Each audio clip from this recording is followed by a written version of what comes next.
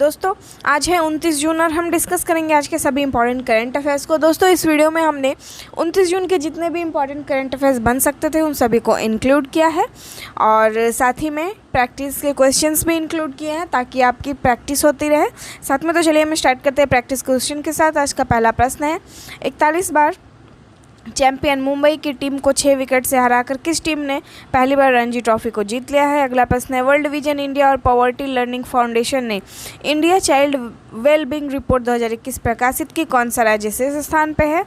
तीसरा प्रश्न है, रक्षा मंत्रालय ने कितने स्थानों पे BRO कैफ़े की स्थापना की मंजूरी दी है। दोस्तों चौथा प्रश्न है, नशीली दवाओं के दुरुपयोग और अवैध तस्करी के खिलाफ अंतर्राष्ट्रीय दिवस किस तिथि को मनाया जाता है।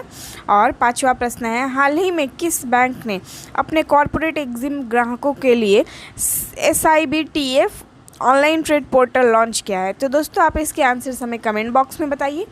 वीडियो के एंड में आपको इसके आंसर्स मिल जाएंगे, तो बने रहिएगा एंड तक दोस्तों, क्योंकि बहुत सारी चीज़ें हमें जानने को मिलेगी, सीखने को मिलेगी। तो चलिए स्टार्ट करते हैं 29 जून के करंट अफेयर्स को। पहला प्रश्न है, वेंकटरमन कृष्णमूर्ति का जून 2022 में निधन हो गया, वह डैश के पूर्व अध्यक्ष थे। दोस्तों ऑप्शन है भेल, मारुति उद्योग, सेल या 1, 2, 3 और सभी। तो दोस्तों यहाँ पे डी नंबर जो है वो राइट आंसर है, क्योंकि जो वेंकटरमन कृष्णमूर्ति जी थे वे भेल, मारुति उद्योग और सेल तीनों के पूर्व अध्यक्ष थे। आइए आगे देखते हैं कुछ इनके बारे में। इनका 97 ईयर्स की एज में निधन हो गया है और इनका जन्म तमिलनाडु के करूर, साथ ही उन्हें टर्न अराउंड मैन के रूप में भी जाना जाता था और उन्होंने द्वितीय विश्व युद्ध के दौरान हवाई अड्डे में एक टेक्नीशियन के रूप में अपना करियर स्टार्ट किया था। उसके बाद मद्रास इलेक्ट्रिसिटी बोर्ड के कई अच्छे पदों पर कार्यरत थे। उसके बाद से इन्होंने बहुत ही तरक्की की, भेल, सेल और मारुति सुजुकी ऐसे बड़ी बड़ी कंपनियों के अध्यक्ष रहे। तो चलिए आगे बढ़ते हैं, अगला प्रश्न देखते हैं। जून 2022 में बीमा कंपनी ने एक व्यक्तिगत बचत जीवन बीमा योजना धन संचय नामक योजना शुरू की है। उस बीमा कंपनी का नाम बताना है। ऑप्शन है ICICI prudential life insurance, Bharatiya Jeevan बीमा निगम यानी LIC, बजाज अलायंस जीवन बीमा या रिलायंस लाइफ इंश्योरेंस। तो दोस्तों राइट आंसर है ऑप्शन नंबर बी यानी LIC के द्वारा अभी हाल ही में धन संचय नामक एक नई योजना शुरू की गई है। 20 किलोग्राम ग्राहकों को कक्षा में ले जाने के लिए सक्षम है, इसकी एबिलिटी है ये। अगर हम बात करें कि यह ईरान के लिए किस तरह से उपयोगी हो सकता है, तो ये पृथ्वी के निचले हिस्से में जो भी कक्षाएं बनी हैं उसमें जो डेटा एकत्रित करने का काम होगा वह ये करेगा और साथ ही यह ईरान के अंतरिक्ष उद्योग को भी बढ़ावा करने में काफ़ी मदद देगा। अगर हम देखें कि जुलजलाना का मतलब क्या होता है, तो ये पैगंबर मोहम्मद के पोते इमाम हुसैन के घोड़े का नाम था। दोस्तों आगे बढ़ेंगे कि हाल ही में ईरान और यूरोपीय संघ ने 2015 के परमाणु समझौते को पुनर्जीवित करने के लिए फिर से बातचीत शुरू कर दी है। अगर हम ईरान अंतरिक्ष एजेंसी के बारे में देखें तो इसकी स्थापना 28 फरवरी 2004 को हुई थी।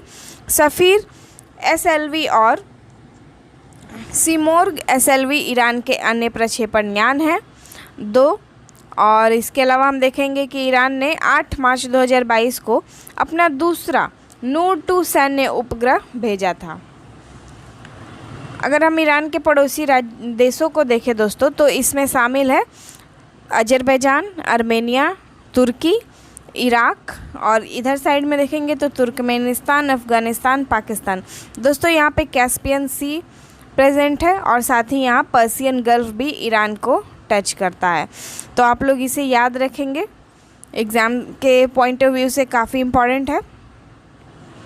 अगला प्रश्न है, संयुक्त राष्ट्र महासागर सम्मेलन लिस्बन में शुरू हुआ, यह किस के द्वारा शुरू किया गया है। दोस्तों ऑप्शन है केन्या, पोर्चुगल, UAE या A&B। तो दोस्तों अभी हाल ही में केन्या और पोर्चुगल के द्वारा संयुक्त राष्ट्र महासागर सम्मेलन को शुरू किया गया है। आइए कुछ और देखते हैं। यह सम्मेलन 27 जून को शुरू हुआ, जो कि 5 दिनों तक चलेगा और इसमें दुनिया भर के 130 देशों के नेता ने भाग लिया है। और साथ ही हम देखेंगे कि महासागरों, समुद्रों और समुद्री संस्थानों की रक्षा के लिए इसमें बातचीत होगी। इसके अलावा हम देखेंगे भारत की तरफ से इसमें किसने भाग लिया है, तो केंद्रीय मंत्री जितेंद्र सिंह इसकी भारत के प्रतिनिधिमंडल का नेतृत्व कर रहे हैं। और इस सम्मेलन का विषय देखेंगे तो लक्ष्य 14 स्टॉक टेकिंग साझेदारी और समाधान के कार्यान्वयन के लिए विज्ञान और नवाचार पर आधारित महासागरीय कार्रवाई को आगे बढ़ाना इसका थीम है। इसके अलावा संयुक्त राष्ट्र द्वारा 8 जून को विश्व महासागर दिवस घोषित भी कर दिया गया है। दोस्तों आइए आगे देखते हैं। दोस्तों अगर हम बात करें कि मतलब जो सबसे ज़्यादा प्लास्टिक पॉल्यूशन कौन से देश फैलाते हैं, दोस्तों यहाँ पे मैंने इसे इसलिए इंक्लूड किया है क्योंकि जितने भी प्लास्टिक्स होते हैं ना वो महासागर में चले जाते हैं, सागर होते हैं उनमें चले जाते हैं, तो ये काफ़ी हार्मफुल होते हैं। तो इस सम्मेलन में इन सभी चीज़ों पे भी बातें की जाएंगी। तो दोस्तों यहाँ पे कुछ डेटाज दिए हुए हैं, यह डेटाज मिलियन मीट्रिक टन में है यानी MMT में है।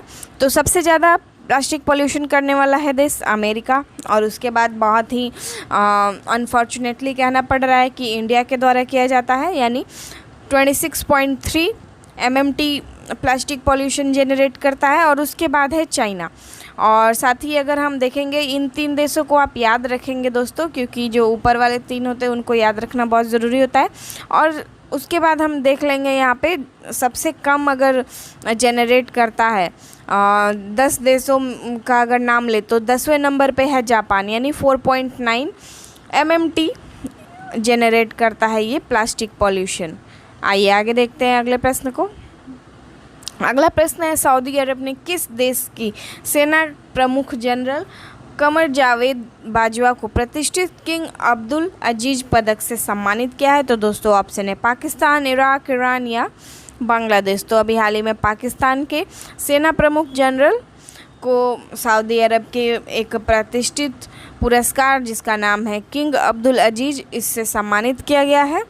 और उन्हें यह क्यों दिया गया दोस्तों? तो सऊदी अरेबिया और पाकिस्तान के रक्षा संबंधों में जो भी उनका योगदान है, उसको मजबूत करने में जो भी इनका योगदान है, उसके लिए दिया गया है सऊदी अरेबिया के द्वारा। यह किसके द्वारा प्रदान किया गया? तो वहाँ के क्राउन प्रिंस मोहम्मद बिन सलमान के द्वारा उन्हें यह पदक को प्रदान किया गया। इसके अतिरिक्त हम देखेंगे तो जनरल बाजवा ने किंग प्रिंस से मुलाकात की और आपसी हित और द्विपक्षीय रक्षा, सुरक्षा सहयोग और शांति क्षेत्र की शांति स्थिरता के मामलों पर भी इन्होंने चर्चा की। अगला प्रश्न देखते हैं कि किस राज्य में साओ जो आओ उत्सव मनाया जाता है? तो दोस्तों ऑप्शन है यहाँ पे केरल, कर्नाटक, गोवा, तमिलनाडु। तो दोस्तों इस तरह का त्यौहार कहाँ मनाया जाता है? गोवा में। तो इस तरह से right answer option number C हो जाता है। दोस्तों इसमें क्या किया जाता है? तो इस त्यौहार के हिस्से में बहुत सारे लोग क्या करते हैं, कुआं तालाब में कूदते हैं। बहुत ही थोड़ा आप लोगों को अजीब लग रहा होगा, लेकिन ये उनका ट्रेडिशन है। तो देखेंगे कि पारंपरिक साओ जो आओ जो उत्सव होता है वो मेनली रूप से दक्षिणी गोवा और उत्तरी गोवा के कुछ क्षेत्रों में मनाया जाता है, जिसमें से हरमल, बागा, सियोलिलिम और तेरेखोल गांव शामिल है। और यहाँ पे जल में कूदने के अलावा क्या किया जाता है? तो ये जो समारोह होता है ना वो मेनली फूल, फल और पत्तियों का माना जाता है, क्योंकि इसमें जो ये सभी जो फूल पत्तियों से बने हुए एक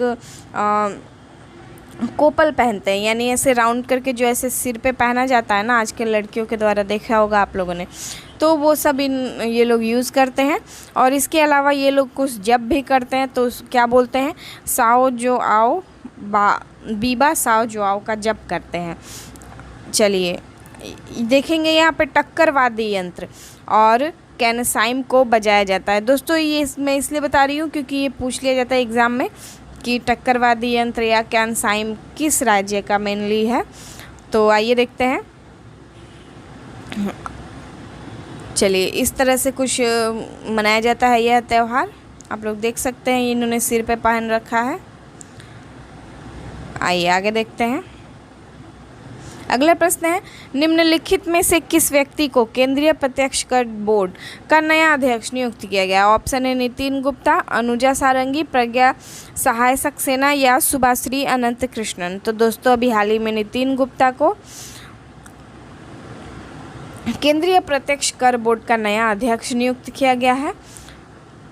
यह कौन थे दोस्तों? तो ये 1986 बैच के भारतीय राजस्व सेवा अधिकारी रहे हैं और इसके अलावा वह केंद्रीय प्रत्यक्ष बोर्ड के सदस्य के रूप में अभी कार्यरत हैं और सितंबर 2023 में यह सेवानिवृत्त होने वाले हैं। इसके अलावा हम देखेंगे कि सीबीडीटी सदस्य और 1986 बैच के IRS अधिकारी संगीता सिंह 30 अप्रैल को JV महापात्रा के सेवानिवृत्त होने के बाद अतिरिक्त क्षमता को CBDT के अध्यक्ष पद पे संभाल रही हैं। इसके अलावा हम देखेंगे कि CBDT में अभी फ़िलहाल कितने सदस्य हैं, तो 5 सदस्य हैं और अन्य 3 सदस्यों में देखेंगे हम लोग तो अनुजा सारंगी, प्रज्ञा सहाय सक्सेना और सुभाश्री अनंत कृष्णन शामिल है। यानी कि दूसरी कौन हो गई? संगीता सिंह और यहाँ पे एक हो गए नितिन गुप्ता।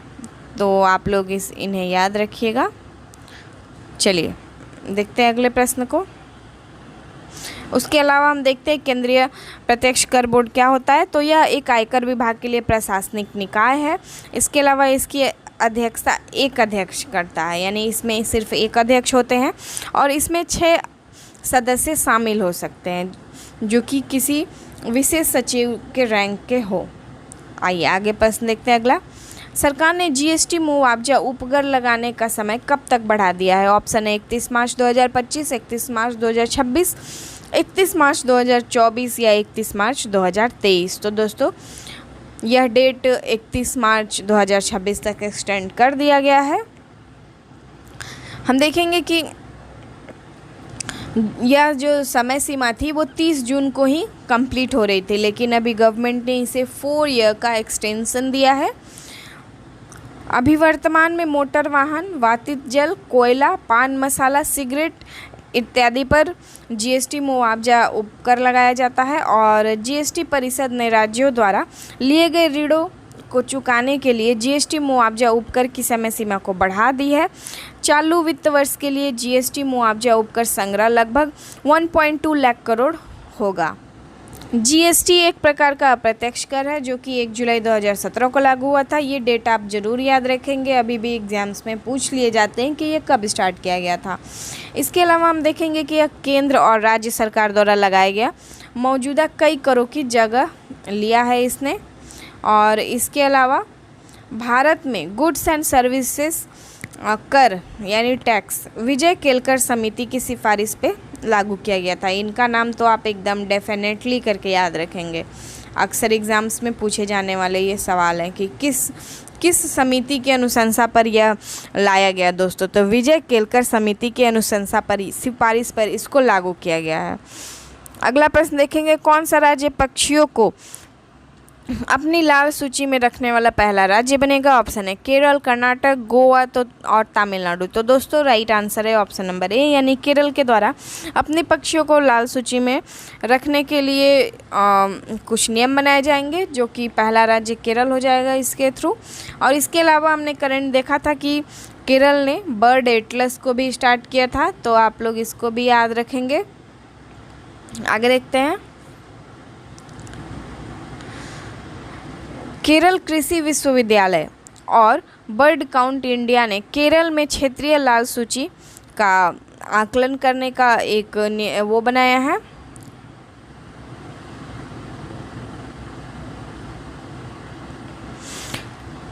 यह आकलन केरल कृषि विद्यालय और बर्ड काउंट इंडिया केरल में के द्वारा किया जाएगा। इसके अलावा हम देखेंगे कि क्षेत्रीय लाल सूची का आकलन अंतर्राष्ट्रीय प्राकृतिक संरक्षण संघ के दिशा निर्देशों के अकॉर्डिंग ही किया जाएगा, यानी IUCN के दिशा निर्देशों के अकॉर्डिंगली किया जाएगा।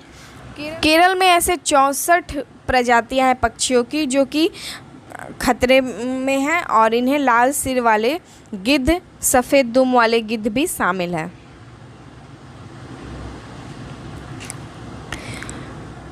केरल में ऐसे 64 पक्षी हैं, यानी 64 पक्षियों की प्रजातियां हैं जो कि खतरे में हैं। और इनमें कौन कौन से पक्षी शामिल हैं? तो मेनली इसमें लाल सिर वाले गिद्ध और सफ़ेद दुम वाले गिद्ध शामिल है दोस्तों। इसके अलावा हमने बताया जैसा कि आपको कि केरल ने एक बर्ड एटलस भी बनाया है जिसमें कि 361 प्रजातियां का रिकॉर्ड शामिल किया गया है। इसके अलावा इसमें 94 दुर्लभ प्रजातियां हैं, 103 दुर्लभ प्रजातियां, और इसके अलावा 110 सामान्य प्रजातियां शामिल की गई है। इस कुछ इस तरह से इसका पेज है दोस्तों, देख सकते हैं आप लोग। आगे देखते हैं। जितने भी प्रजातियां यहाँ पे दुर्लभ है उनमें से अधिकांश जो पक्षी हैं वे पश्चिमी घाट के क्षेत्र में पाए जाते हैं। अगला प्रश्न है, किसके द्वारा India's booming gig and platform economy शीर्षक नामक एक रिपोर्ट जारी किया गया है? तो दोस्तों ऑप्शन है UN, world bank, NITI Aayog या यूनिसेफ। तो अभी हाल ही में नीति आयोग के द्वारा इसको जारी किया गया है दोस्तों। यह रिपोर्ट गिग इकोनॉमी में जितने भी अपॉर्चुनिटीज़ है, चैलेंजेस है, उनको बताता है दोस्तों। और इस रिपोर्ट के अकॉर्डिंग अगर हम देखें तो 2020-21 में 77 लाख श्रमिक गिग इकोनॉमी से जुड़े हैं। इन फ्यूचर यानी कि 2029 से 30 तक लगभग 2.35 करोड़ यानी 23.5 मिलियन जो श्रमिक होंगे वो गिग इकोनॉमी में काम करेंगे। इसके अलावा अभी प्रेजेंट की बात करें तो लगभग 47% जो गिग श्रमिक मध्यम कुशल नौकरियां में हैं। अगर प्रेजेंट की बात करें दोस्तों तो 47% श्रमिक इसमें कार्यरत हैं। इसके अलावा 22% उच्च कुशल नौकरियों में हैं और लगभग 31% से कम कुशल नौकरियों में शामिल हैं। यहाँ पे हम देख सकते हैं कि 2029 से 30 तक गैर कृषि कार्यबल में गिग श्रमिकों की हिस्सेदारी कितनी होगी? तो वे 6.7% हो जाएगी। इस रिपोर्ट में सोशल इन्वेस्टमेंट, सामाजिक समावेश को बढ़ाने का सुझाव दिया गया है। हम यहाँ गिग इकोनॉमी के बारे में कुछ जानेंगे दोस्तों। यह एक प्रकार का मुक्त बाजार प्रणाली है जिसमें कि शॉर्ट टर्म रोजगार यानी कि जो शॉर्ट टर्म जॉब्स होते हैं, उसके अलावा संविदात्मक नौकरियां यानी कि जो कॉन्ट्रैक्ट बेसिस पे नौकरियां मिलती हैं, और बहुत सारे स्वतंत्र ठेकेदार शामिल हैं। यह बहुत ही अच्छा रोल प्ले करता है हमारे इकोनॉमी में। अगला प्रश्न है, चावलूर कृष्णकुट्टी का निधन हाल ही में हो गया है, वे निम्न में से कौन थे? ऑप्शन है गीतकार, लेखक, पत्रकार या वैज्ञानिक। तो दोस्तों यहाँ ए और बी राइट आंसर है, यानी वे एक गीतकार और लेखक भी थे। इनकी मृत्यु 86 ईयर्स के एज में केरल में हुई है। और इसके अलावा यह दैनिक मलयालम मनोरमा के सहायक संपादक के रूप में अभी सेवानिवृत्त हुए थे। इसके अलावा उन्होंने केरल के कलामंडलम के उपाध्यक्ष के रूप में भी कार्य किया है। इनके द्वारा 3000 से अधिक भक्ति गीत और 200 पुस्तकें लिखी गई हैं। इन्होंने केरल साहित्य अकादमी पुरस्कार और रेवती पट्टनाथम जैसे पुरस्कारों को भी प्राप्त किया है। अगला प्रश्न देखेंगे, मध्य प्रदेश के मुख्यमंत्री शिवराज चौहान ने नशा मुक्ति का अभियान के तहत नशा मुक्त गाँव को विशेष रूप से कितने रुपए का पुरस्कार प्रदान करेंगे? दोस्तों ऑप्शन है 2 लाख, 10 लाख, 8 लाख, 12 लाख। तो दोस्तों यहाँ राइट आंसर है option number 2, option number A, यानी 2 लाख रुपए प्रदान किया जाएगा इनके द्वारा। मध्य प्रदेश के पंचायतों में नशा मुक्ति अभियान चलाया जा रहा है और यह नशा मुक्ति गांव को विशेष रूप से 2 लाख रुपए का पुरस्कार प्रदान किया जाएगा। यानी जहां पे नशा बहुत कम है या फिर वहां पे एकदम नहीं है तो उन्हें 2 लाख रुपए का पुरस्कार दिया जाएगा उस पंचायत को। आगे देखेंगे, अरुणाचल प्रदेश में किस नदी पर भगवान परशुराम की 51 फुट ऊंची आदमकद प्रतिमा को स्थापित की जाएगी? दोस्तों ऑप्शन है दिवांग, कुंडलोहित, इमरा या नमका। तो दोस्तों कुंडलोहित पे अभी हाल ही में भगवान परशुराम की 51 फुट ऊंची प्रतिमा को स्थापित की जाएगी। चलिए आगे देखेंगे हम लोग अरुणाचल प्रदेश के बारे में कुछ। दोस्तों अगर इंटरनेशनल बॉर्डर्स देखें तो ये भूटान और तिब्बत को टच करता है। इसके अलावा तिब्बत यानी कि चाइना का भी पार्ट बोला जाता है और इसके अलावा ये म्यांमार को भी टच करता है। अगर हम राष्ट्रीय सीमा को देखें तो यहाँ पे असम स्थित है और साथ ही नागालैंड को भी यह टच करता है दोस्तों। यानी 2 राष्ट्रीय सीमा को ये टच करता है और 3 अंतर्राष्ट्रीय। आप लोग इसे याद रखेंगे, एग्ज़ाम के पॉइंट ऑफ व्यू से काफ़ी इम्पॉर्टेंट है। हम देखेंगे कि राज्यपाल ज्योति प्रसाद राजखोवा है, मुख्यमंत्री पेमा खेंडू हैं। इसकी स्थापना 20 फरवरी 1987 को हुई थी। दोस्तों सबसे मोस्ट इम्पॉर्टेंट पूछा जाने वाला क्वेश्चन कौन सा है? तो जनसंख्या घनत्व, सबसे कम जनसंख्या घनत्व अगर कहीं का है तो वो अरुणाचल प्रदेश का ही है। यहाँ पे 17 लोग पर किलोमीटर पे निवास करते हैं। यहाँ अगर हम देखें यहाँ जिलों की संख्या तो यह 18 है। इसके अलावा राजधानी ईटानगर है, आप सभी को पता है। और यहाँ के अगर राष्ट्रीय उद्यान को देखें तो सबसे फेमस नामदफा राष्ट्रीय उद्यान यहाँ स्थित है और मोलिंग राष्ट्रीय उद्यान भी यहाँ पर स्थित है। चलिए, यहाँ पर दिया गया है कि ये पूर्वोत्तर स्थित एक राज्य है जो कि दक्षिणी सीमा में इसका असम टच करता है और भूटान टच करता है। इसके अलावा उत्तर और पूर्व उत्तर में देखेंगे तो चीन और पूर्व में म्यांमार टच करता है। चलिए आगे देखते हैं। अरुणाचल प्रदेश का संस्कृत अर्थ क्या है? उगता हुआ सूरज इसका जो रियल मीनिंग है वो है।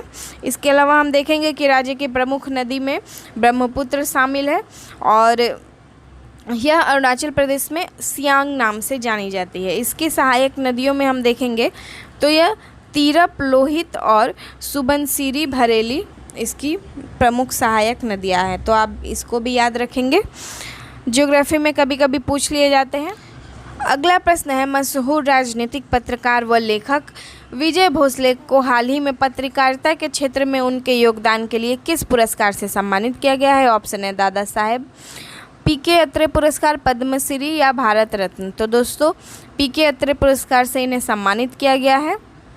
इन्हें यह पुरस्कार पद्मश्री विजेता गिरीश प्रभुने के हाथों प्रदान किया गया है और इन्होंने पत्रकारिता के क्षेत्र में बहुत ही अच्छा योगदान किया है, इसीलिए उनको यह पुरस्कार दिया गया है। दोस्तों चलिए हम देखते हैं अपने प्रैक्टिस वाले प्रश्नों को। पहला प्रश्न था, 31 बार की चैंपियन रही मुंबई टीम को 6 विकेट से हराकर किस टीम ने पहली बार रणजी ट्रॉफी को जीता है? तो दोस्तों राइट आंसर है मध्य प्रदेश। अगला प्रश्न है, वर्ल्ड विजन इंडिया और पॉवर्टी लर्निंग फाउंडेशन ने इंडिया चाइल्ड वेलबींग रिपोर्ट 2021 प्रकाशित की है। कौन सा राज्य शीर्ष पर है? तो दोस्तों इसमें केरल शीर्ष पर है। हम याद रखेंगे कि मध्य प्रदेश में सबसे ज़्यादा बच्चों के अगेंस्ट क्राइम होता है। इसके अलावा इस सूची में सबसे नीचे कौन सा है राज्य? तो 0 पॉइंट हम देखेंगे यहाँ पे 0.02 अंकों के साथ बिहार इसमें नीचे स्थान पे है।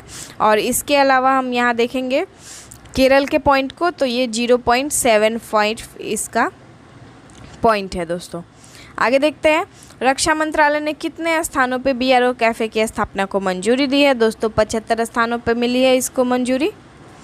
चलिए यहाँ पे लगता है और सारे क्वेश्चंस कहाँ चले गए, आगे देख यहाँ पे ही इसके आंसर्स देख लेते हैं। हाँ, अगला प्रश्न था, नशीली दवाओं के दुरुपयोग और अवैध तस्करी के खिलाफ अंतर्राष्ट्रीय दिवस किस तिथि को मनाया जाता है? तो दोस्तों ये 26 जून को मनाया जाता है। इसके अलावा अभी हाल ही में किस बैंक ने अपने कॉरपोरेट एग्जिम ग्राहकों के लिए SIBTF ऑनलाइन ट्रेड पोर्टल को लॉन्च किया है? दोस्तों इसका राइट आंसर है ऑप्शन नंबर डी, यानी साउथ इंडियन बैंक के द्वारा यह शुरू किया गया है। तो दोस्तों आई होप आपको आज का सेशन अच्छा लगा हो, तो प्लीज़ हमें कमेंट बॉक्स में ज़रूर बताइएगा कि आपको आज का सेशन कैसा लगा। और साथ ही अगर अच्छा लगा तो प्लीज़ करके लाइक कर दीजिएगा। कमेंट बताइएगा कि अगर आपको क्या इसमें पसंद नहीं आया या कौन सा सजेशन आपकी तरफ से होना चाहिए, तो हम उसे ज़रूर इंक्लूड करेंगे। तो मिलते हैं दोस्तों अगले दिन एक नए टॉपिक के साथ, एक नहीं कई सारे नए टॉपिक्स के साथ। बहुत कुछ जानने को मिलेगा हमको। तो चलिए तब तक के लिए धन्यवाद।